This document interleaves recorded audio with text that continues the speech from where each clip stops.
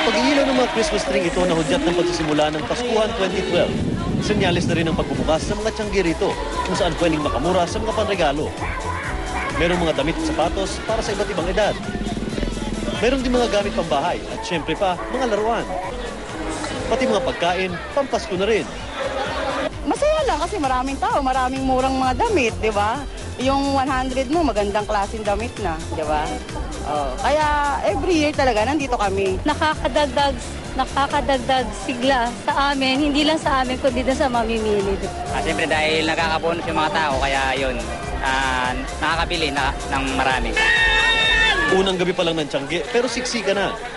Pero dahil madami rin ang nagtitinda, kanya-kanya sila ng diskarte para makabenta.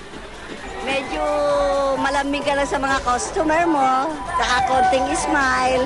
Pagsasabi nilang pwede pahingi ng discount, yun, binibigay rin ng discount ko para makapili rin sila. Si Lola Erlinda, kumbinsidong nakamenos sa mga relong 2 for 150. Kaya isang dosena ang binili para sa mga inaanak. At least nakakatulong ka dun sa mga small enterprises. At the same time, nakakasave ka rin si mura din. Para mapadali ang inyong pamimili sa mga tiyangge, magsuot ng komportabling damit at sapatos.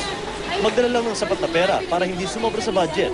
Gumawa ng listahan ng bibilhin at magdala ng reusable bag. Paalala naman ng otoridad, maging alisto sa lahat ng oras at bantayan mabuti ang mga bata. Una, yung mga batang maliliit, huwag na nilang hawakan nila.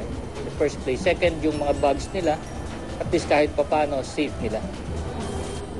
Vicky, nasa 100 pulis at civilian volunteers ang nakapwesto dito para masiguro ang seguridad dito sa Mandaluyong Paskuhan. Nakasara pa rin ang isang lane ng kalye sa labas ng City Hall para sa mga paninda.